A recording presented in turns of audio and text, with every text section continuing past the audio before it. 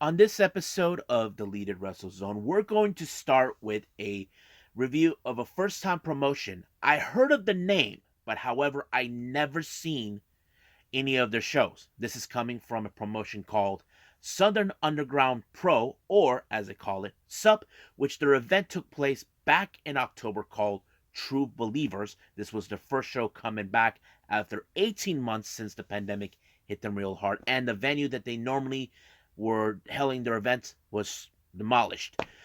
But, however, we will continue more with real time wrestling with MLW AZTECA number 5. And of course, we got NXT UK with the main event possibly being a hardcore match for the NXT Women's Championship between Meiko Satomura and, of course, Blair Davenport. And then we cannot forget Impact Wrestling, where we have, of course, the Bullet Club making their full debut with most of the members who are involved in this one. And of course, we got some news updates. One regarding the daughter of a former WWE superstar signed with the company. And of course, Jon Moxley returns to New Japan Pro Wrestling for the Windy City Riot in Chicago real soon.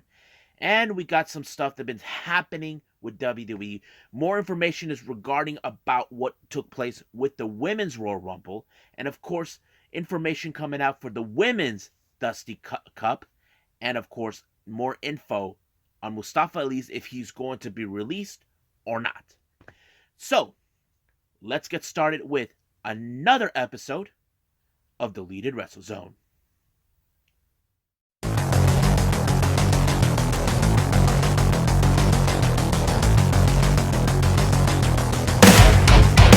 Are you ready?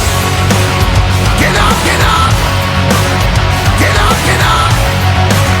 Get up, get up! Get up, get up! Get up, get up! Get up, get up!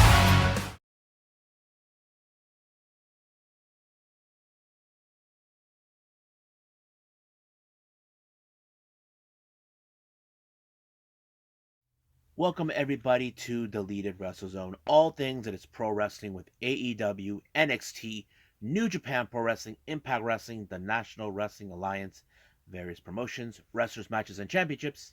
I am your host, Gerard here. So, let's begin for the first time ever with a new promotion that I heard the name from, but never seen any of the shows. This is called the Southern Underground Pro, or as they call themselves, SUP. This is their first event in maybe in 18 months or so. As you guys know, 2020 has been the worst effing year in history. Of course, shutting down many of the independent wrestling shows that we known and love in your certain region, wherever you guys know what I'm talking about when I'm speaking. You know, wherever you're from, it doesn't matter where your favorite promotion that you go to had to shut down operations. Well, Sub had returned their first show back on October 24th of 2021 with their event called True Believers. They just mentioned that they just got the venue that they normally got that they do their shows was demolished, but it was brought back. So that's pretty much it. But it opened up with the owner, Jesse Butler, I think that's his name, talking about how long has it been. He has a couple of more shows that he's going to put out, but it will be his last few. It's still unclear what he's planning, but that's what is going on. But there is a current situation. Kevin Koo, who is one half of the tag team champions of SUP, didn't know what to do. However, it was revealed that his tag team partner, Dominic Guarini, who was also part of the tag team known as Violence is Forever, was injured during a Minoru Suzuki match. That kind of put him in a bit of a, how do I say, what should I do? But however, when a decision hasn't been made yet, they were interrupted by a tag team known as the Lost Boys, consistent of Chase Holiday and Hoodfoot, a guy who I mentioned who made his appearances in the Carnage Cup and on GCW. Decided that they were owed a tag team title shot. However, that was seem the case, but Kevin Koo tried to fight them off on his own, but luckily Dominic Guarini shows up, and he said that he knows that he's not 100%, but he's willing to proceed anyway for this tag title. So there was, for the main event, it was later turned to be a for the SUP tag team titles for between, of course, Violence Forever and of course versus the Lost Boys. But let's go with the first match, which is tag team action. We got Suplex Science, consistent of Alex Kane and Damian Tangra, taking on the members only with Malcolm Cambridge and Calvin Lewis. Now, this is more of a tag team championship implication in certain aspects because, of course, Suplex Science are determined to try to get a shot of the tag team titles, but I know for a fact they will pay attention later on for the main event. But I thought it was a pretty good match. However, the members only are trying to make a name for themselves, believing that this was their time. But Suplex Science seem like they have been making already headways in this promotion. But however, it was Suplex Science that picked up the victory when they pinned Malcolm Cambridge for the victory and allowing themselves to win. And we could see variation who could that Suplex Science could get a shot of the tag team titles. Now, our next match, we have singles competition. We got one called Manders. Yes, folks, one called Manders is in this match taking on Merc.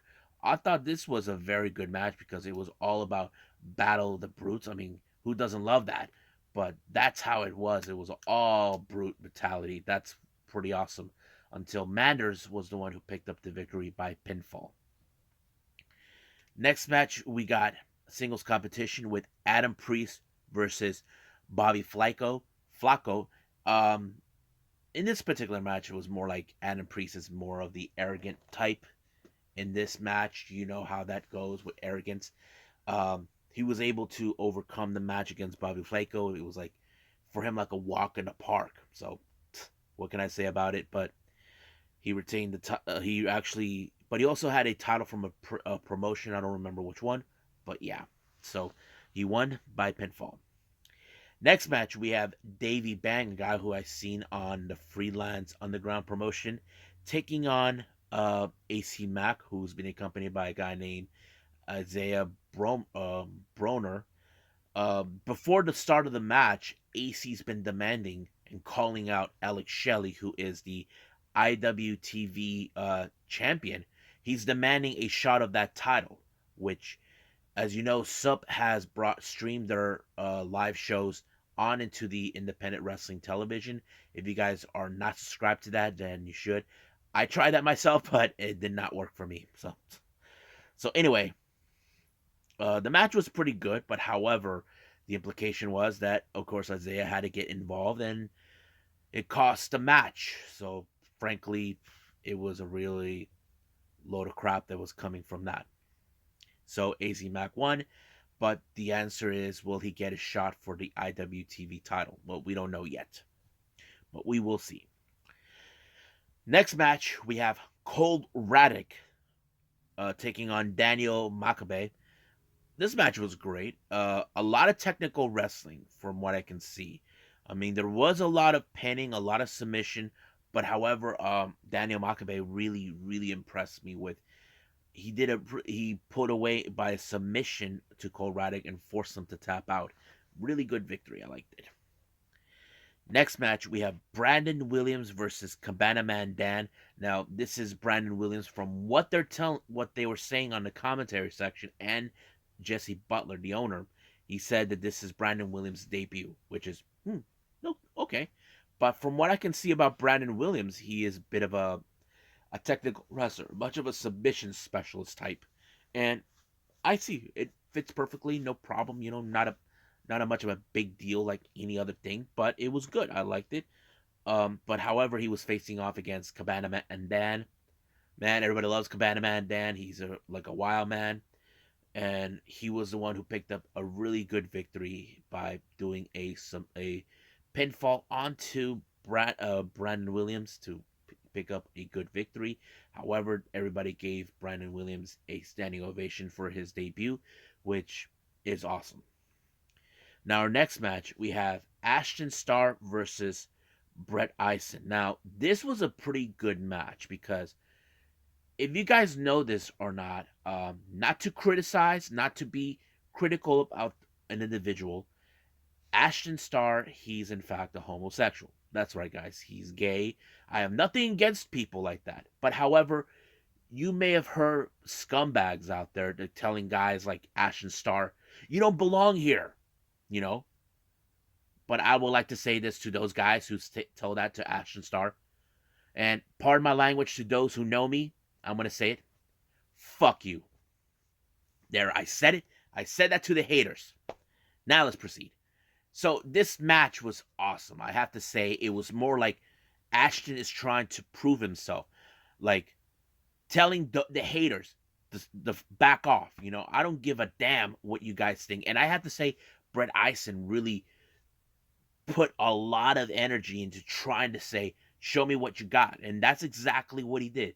But unfortunately, Brett Eisen won the match by a pretty good pinfall. But however, he gave out an amazing promo right in the post match, telling everybody, telling Ashton directly into his eyes, saying, fuck them. Telling them, screw what the haters said. And he said he's endorsing Ashton Starr. So I was like, wow, that's pretty amazing. And, you know, and I say, yes, it's true. Who cares if the wrestler is gay? If he can wrestle, then he's cool. He's awesome. So what? You know? That's the thing that bothers me. I don't give a shit if they're gay. I have friends who are gay. It doesn't bother me. No. But that's what I like about this. Even Jesse Butler talked about it too. It's like he's leaving the door open for anybody who's like Ashton Starr open. But at the same time, he's talking to Brett. Turns out Brett's going to be leaving soon, but it was taking too much time. But yeah.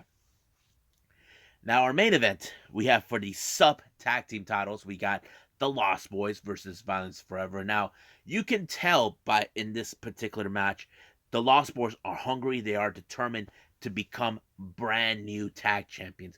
But the obvious question was, is Dominic Garrini 100%? Will his injury play a factor into this? The obvious question is, it can, but how much of a fighter Dominic Garrini can be, despite the fact he's hurt? Well, I have to say he really was impressive. He really showed what he can do, despite what everybody else were thinking. So, somehow, the teamwork between Garrini and Ku has been very, very impressive, and they picked up a very impressive victory by pinfall, allowing themselves to retain the tag titles.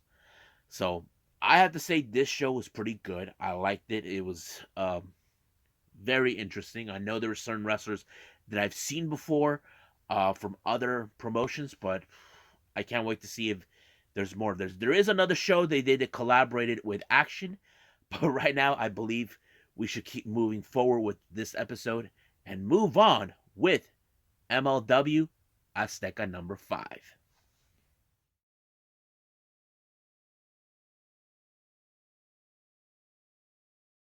Okie dokie. So MLW are currently doing their MLW AZTECA down in Tijuana, Mexico. As you know, a lot of things took place. It opened up with, of course, Dynasty, Hammerstone, and Holiday back in Beverly Hills getting somewhat of a tan in the middle of the night, even though it is damn cold.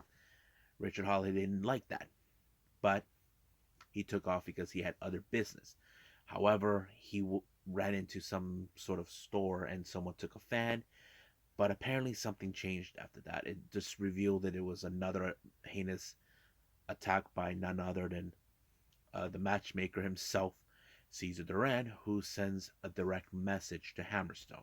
So it appears the next week he's going to be facing off against the man that stabbed him in the back the first day they first went to Tijuana, Mexico. I'm talking about Pagano. Now we have, for our opening match, we have EJ Nduka, who just made his debut to take on Adrian Quest. I have to say Nduka is pretty impressive. He's much of a powerhouse. Adrian Quest, much of a speedster slash high flyer, but that didn't do any well until what's his name? Nduka actually put him in some sort of a power slam, the kind that Braun Strowman uses when he finishes off his opponent. So that kind of works. It gave him a very good decisive win on this one. Now, as you all know, Davey Richards is one of the most talented wrestlers, very technical about what he does. He gave out a little video talk about how people are now calling him a legend. He doesn't consider himself that way. I thought there's many wrestlers that consider themselves that they're not in that category, and Richards is no exception. But he does state that he remembers when Hammerstone got hurt, he actually healed him up, and he's now going to wait for the right opportunity for him to challenge for the MLW world title. That is something that is still like on his quest to achieve. That's something that goes through everyone's mind to obtain that title. Excuse me. Now, on sad news, it just revealed that Von Erichs will not be available due to the fact they were placed on the medical reserve list. That means they were tested positive for the COVID-19, which is really sucks. We know we were looking for seeing them at the challenge 5150 for the tag titles. And of course, 5150 has been making headways. Now they got two titles in their midst. They got it from the IWA Puerto Rico promotion that is run by Savio Vega. Now, as we all know, there were times in the past we see those Contra unit propaganda videos. Well, this time we got one from Mads Kruger. Looks like he is still waiting for his unfinished business. As you know, he has a bone to pick with the former member of Contra unit, his former teammate. We're talking about the Samoan werewolf, Jacob Fatu. It's still unclear when that match will take place. We know we want to see it, but from what I can tell, it's like still in the open air. Even Fatu is doing these all access talking about his past. He even mentioned he was the last of his family that got into wrestling. Basically, he just felt like that wasn't for him, but looks like he's stepping in forward to that. But we'll see how that plays out for him too.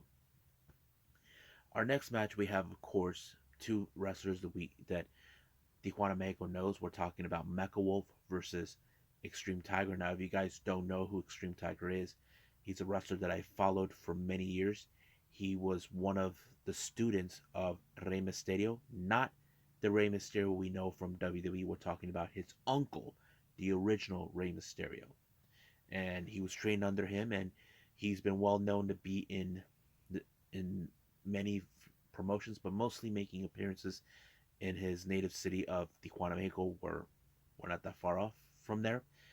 But it was a pretty impressive match. Very amazing. I'm a fan of both of these guys. I was a bit biased, but however, it was Mecha Wolf that picked up a very impressive win when he did a little kick in midair right into Extreme Tiger, and that allowed him to win the match. And of course, in the end, he gained respect from him for putting a lot of effort to challenge him.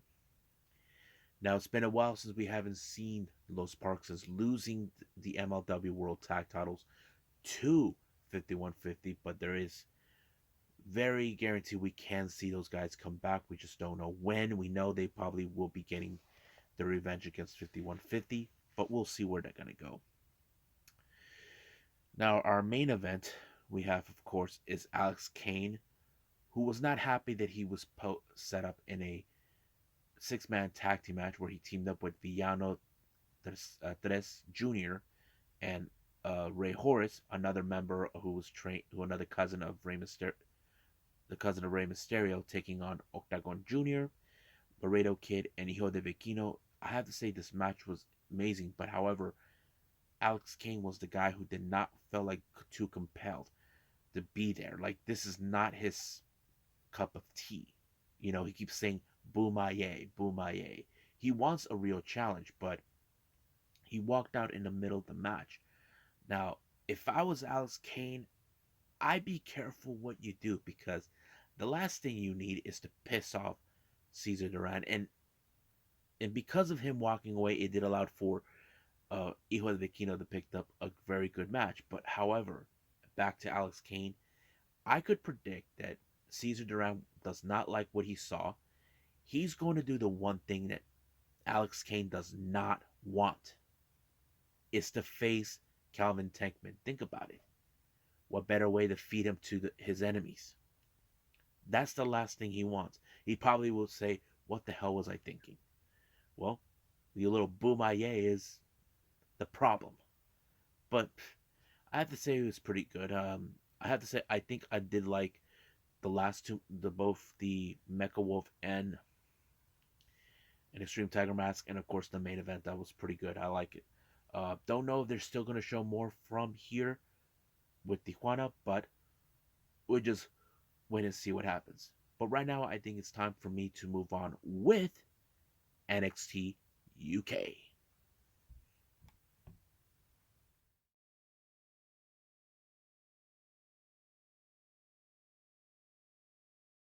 Okay, we're back with more with NXT UK. It opened up, of course, for the number one contendership for the NXT UK tag team titles. Uh, for the added bonus, we had the current champions, Mustache Mountain, Trent Seven, and Tyler Bate watching. We have team number one, Ashton Carter, or Ashton Smith, and Oliver Carter. I like to consider these guys the ultimate underdogs. These guys have been a well-established tag team, but they haven't, how do I say, had a good successful run. They wish tried to become do something good as a tag team, and that's exactly what their biggest competition was. In fact, Jake Stars and Dave Mastiff. Now, Dave Mastiff, we all know he's a massive dude. He's a powerhouse. You look at Jake, who can he's a bit more technical, which is not, how do I say, both of them are pretty good. But however, Mastiff was a bit miffed to allow Jake Stars to do certain parts of the match. I don't know if it was because he felt, how do I say this, the pressure, knowing that this is a huge match, that they could have an opportunity for a tag team titles. But however, because of that, this cost both Dave Mastiff and Jake Stars an opportunity. So it was the ultimate story, the ultimate underdog story, with Ashton Smith and Oliver Carter picking up a very good win. And it was Dave Mastiff who took the fall on this one. I don't know how Jake Stars will feel about it, but I wouldn't be surprised if they feud with each other. That's the thing that I probably will kind of will predict. I'm not saying it's gonna happen, but it can. Now, ever since the loss of the, how do I say, the having a draw for the Heritage Cup, A Kid took a bit of a project. I don't know what to make of it. He's like educating Saxon Huxley, who's like a savage. You know what I mean? And it was kind of weird that he was teaching him math, how to play chess, how to eat right.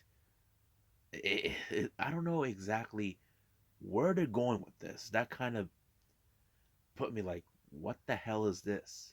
I mean, it's funny, but I just don't get it. You know, I just don't get the whole concept.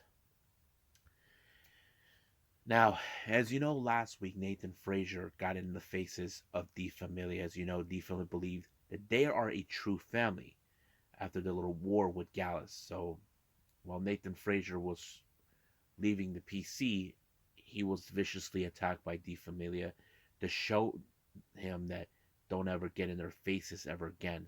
It's now been confirmed that next week Nathan Frazier will take on the leader of the Familia, Tailman. So this is going to be some interesting matchup. Our next match we have is Myla Grace taking on the White Witch, Isla Dawn. Now we all know how crazy she is and all that, but there was a moment she seemed like she was talking to someone.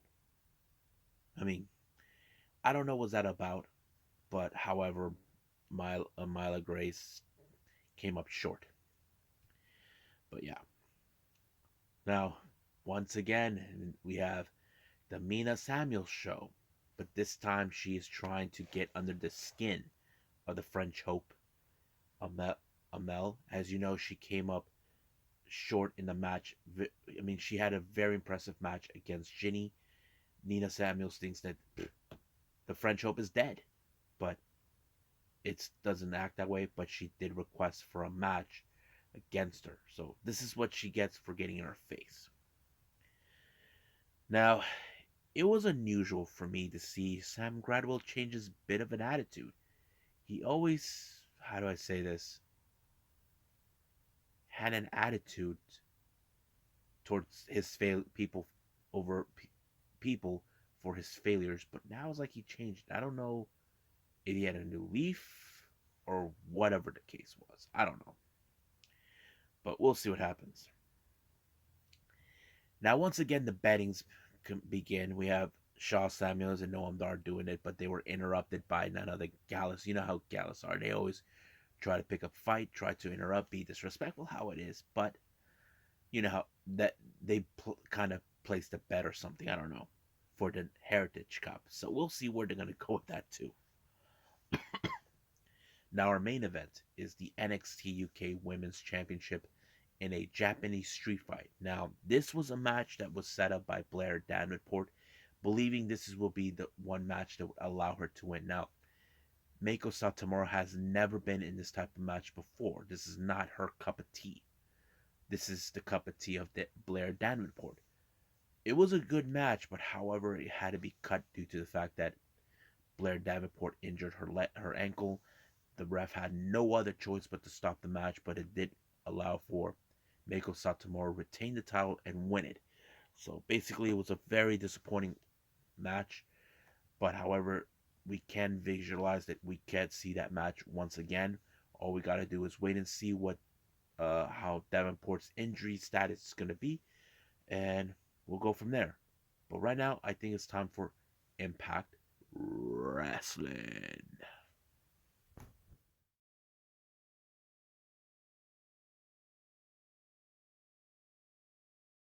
Okay, so we're only 2 weeks away from No Surrender, and we're building up for some matches that are taking place.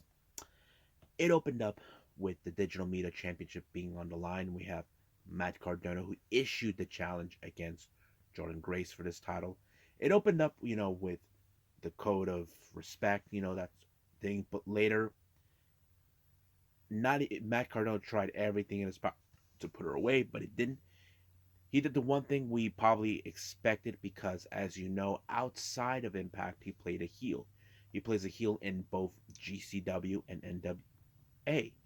And now he's a full blown heel in Impact. He used a chair onto Jordan Grace.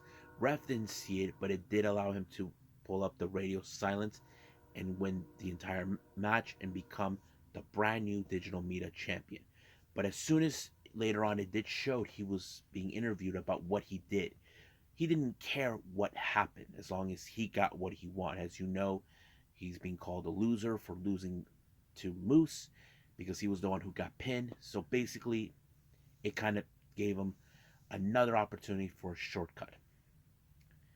Now, speaking of Moose, as you know, last time Morrissey was attacked by the Learning Tree and Moose.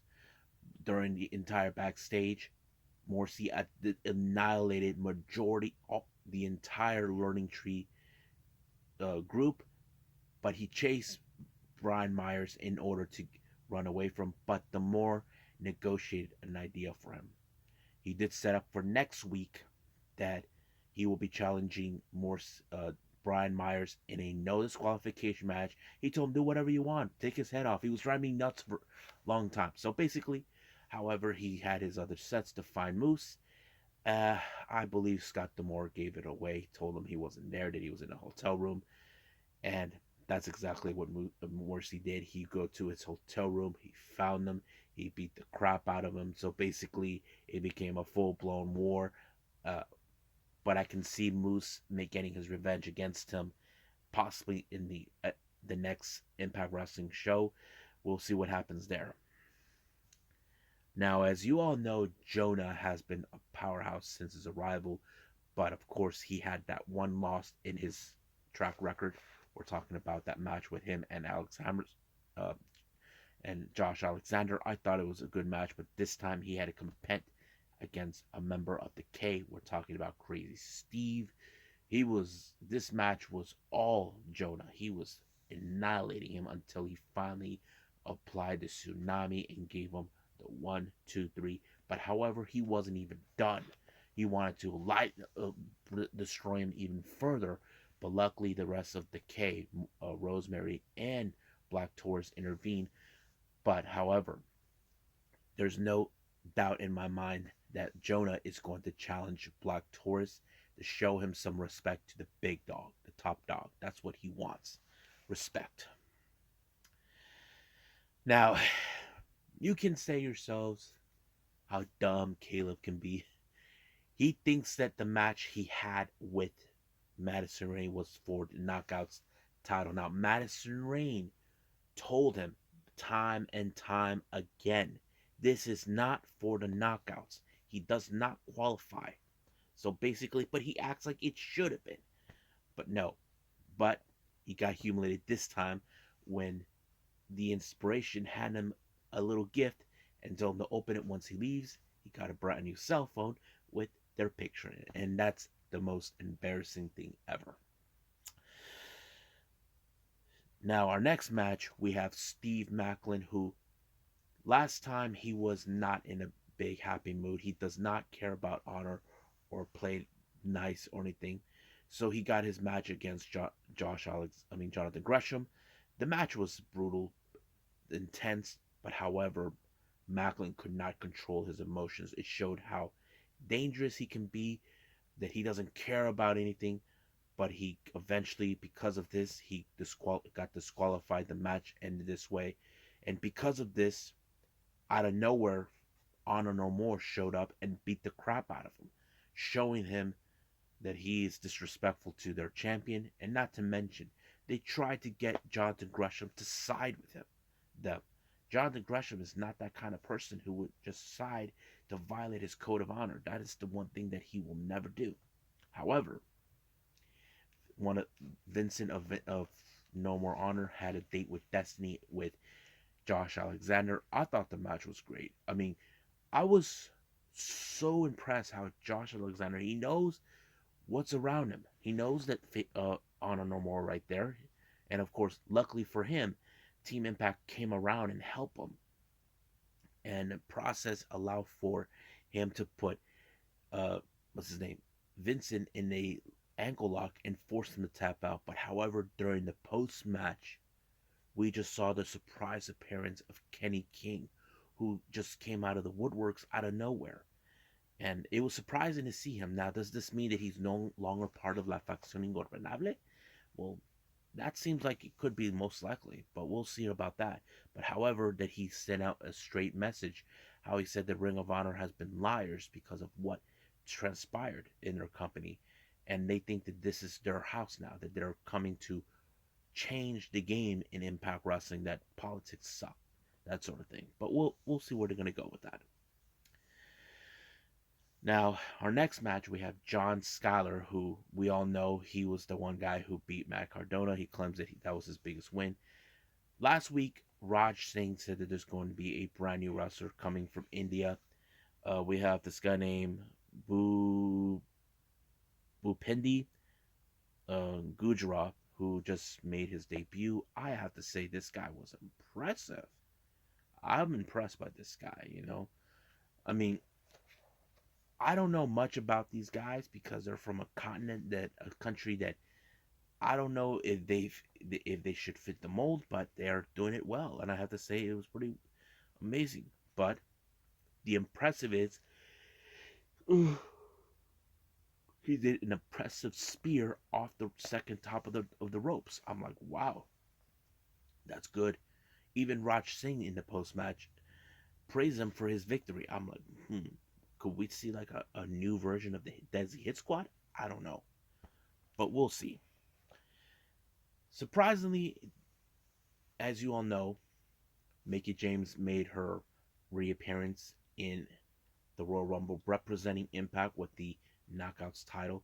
I thought it was pretty interesting, you know, seeing, and even though she did not win the Rumble. However, she did have an interview saying that she was disappointed that this was a loss, but out of nowhere, Tasha Steelz believes that after No Surrender, that she wants Mickie James to praise her and call her a loser. But however, she did have backup. It was Chelsea Green, even though she promised her a title shot for the other, but she decided, I'm gonna give you that match she always wanted, a match against her. So that particular match will take place next week. Now, speaking of knockouts, we have Masha Slamovich making her appearance, taking on Casey Lennox. This match was already over from the very start. Masha is like this tough cookie. She's not there to play. She's not there to have a cup of tea or something. She's there just to kick ass. And that's what she did. She kicked ass, walked away with the victory. But however, speaking more of the knockouts, the two-time knockouts champion, the current Reina de Reinas champion, and the Ring of Honor Women's World Champion, gave an interview saying that, sure, she has the title, but I'm the true knockouts. Like, she thinks that's what it is. And she issued an open challenge for anybody for the old title. Now, I wouldn't be surprised if Maria Kanellis decide to bring someone from Ring of Honor to strip off that title away from Deonna Purrazzo. That is something I can expect. I wouldn't be surprised who would be, but we'll see where they're going to go with that. Now, our main event, we have the Bullet Club in somewhat of a force. We have Jay White, Chris Bay, and the Gorillas of Destiny, Tama Tonga and Tangaloa taking on Speedball Mike Bailey, Jake Something, The Inevitable, Ace Austin, and Madman Fulton. But majority of the time, it seems Bullet Club had everything already planned out, everything coordinated, everything. However, Jake Something was the one who was being left out by Fulton and Ace Austin. Now, I don't know exactly what is their deal with Mike Bailey. I don't know if he's trying to grope them to side with them or whatever he's trying to do. Mike Bailey seems like calm, chill, like, whatever. That sort of thing. He's friends with everybody, but that's how it is. But however, because of that, it did force them to lose the match. All thanks to the combination of all members and giving Chris Bay the chance to do the finesse cutter or something on him, on Jake Something, to allow the match. But however, during the post-match, they were viciously attacked by both Violent by Design and Good Brothers. As you know, the Good Brothers are willing to destroy the Bullet Club and kill it. But in exclusive content they did not show when it all went the air, the Moors decided to give the GOD what they want. A shot of the Impact World titles, World Tag Team titles, and of course, Eric Young will compel the challenge against Jay White. That's going to be huge. I can't wait to see No Surrender, but it's going to be awesome. So I think that's pretty much it, what we got with Impact. Right now, we got a lot to talk about on news updates. This is the biggest one I've ever done to report for all of you guys. So let's do that right now.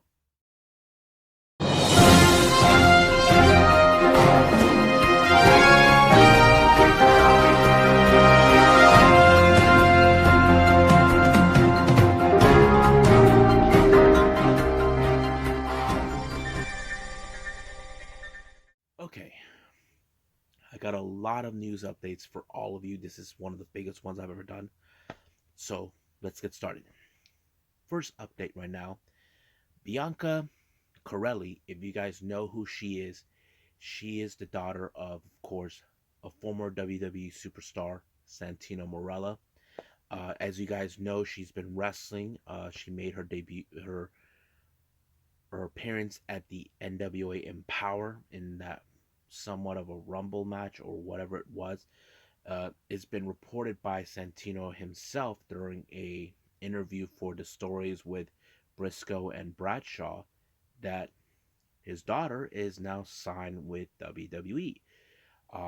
We can say it's congratulations to her, but let's just hope they don't screw up. As you know, it's not easy for a second generation wrestler to try to make it through, try to make a breakthrough. If you guys don't believe that, you can ask Cody Rhodes. He knows what that it's like. Now, in other news, we have Jon Moxley is going to make his return to New Japan Pro Wrestling, but not in Japan. He's scheduled to appear in one of their U.S. shows here in Chicago, Illinois for the Windy City Riots. It's still unclear what kind of match, who he will be facing. Will it be a title match or whatever it case? I would like to see him challenge um, Tom Lawler for the strong openweight title. That's gonna be one killer match, but we'll see where they're gonna go with that. Now, information has been coming out from WWE, as you guys may or may not have been aware of. There's a lot of things that are coming out from this promotion. Apparently, there's been a little problem with the women's Royal Rumble. There's been some talk that many of the women did not want to do the Rumble due to the fact that Tyson Kidd, or goes by his real name TJ Wilson, was not there.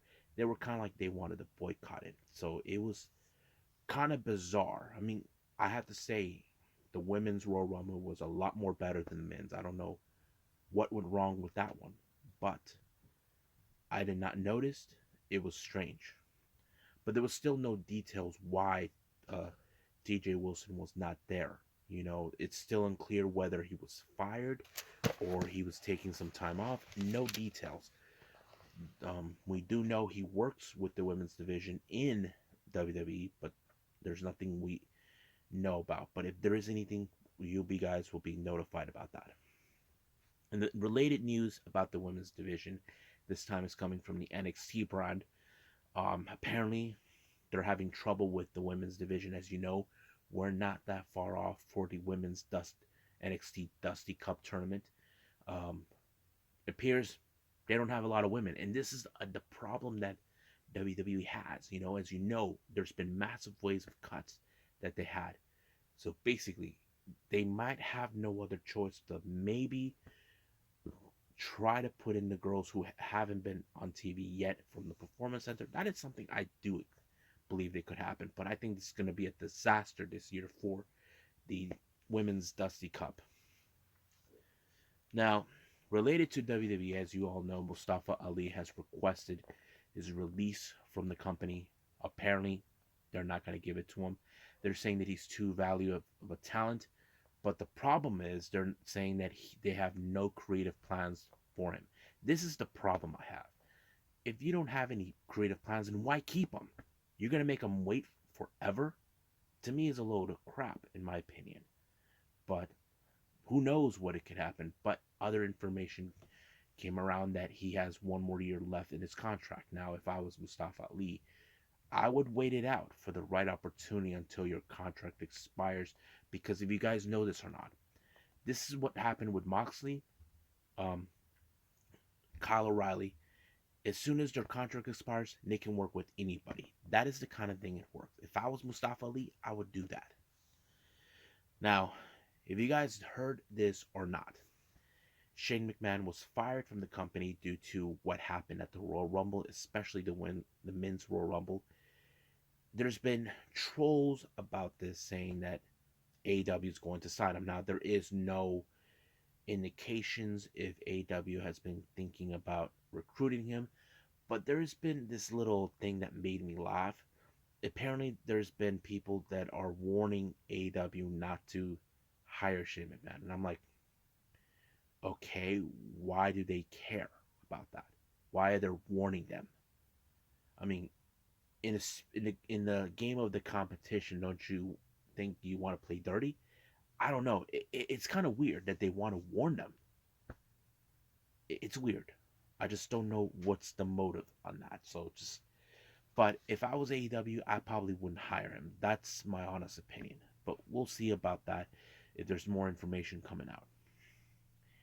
Now, if you guys have been heard this already, NWA has announced for the return of the Crockett Cup. Yes, the Crockett Cup is back.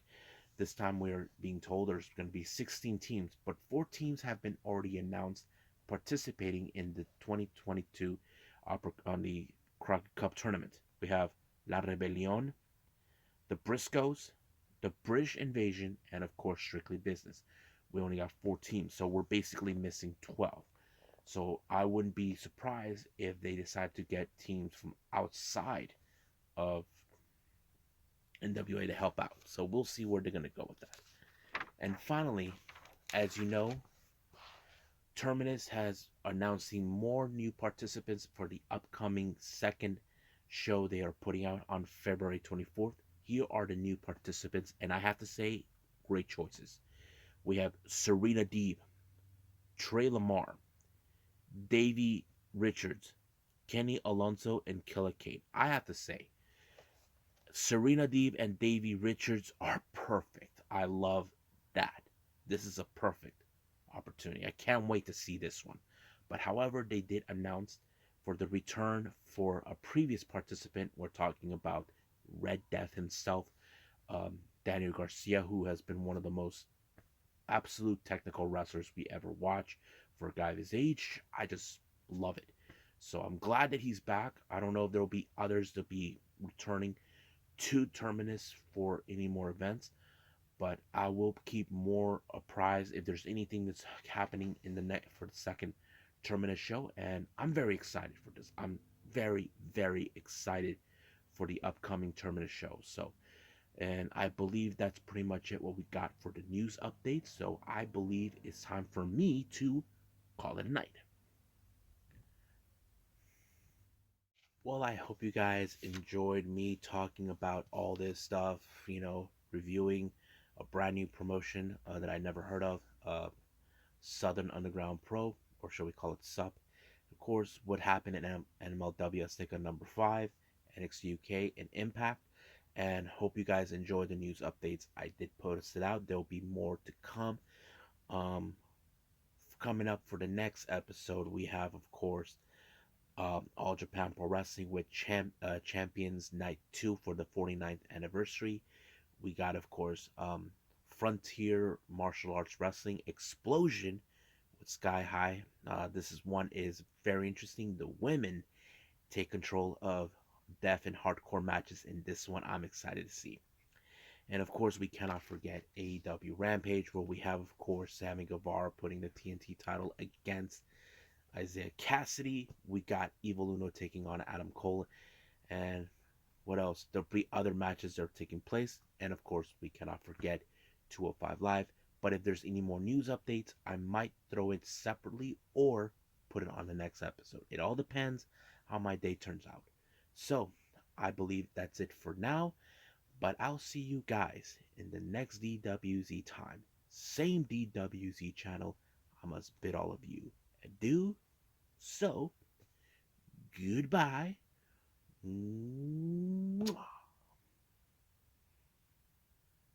And have a nice day.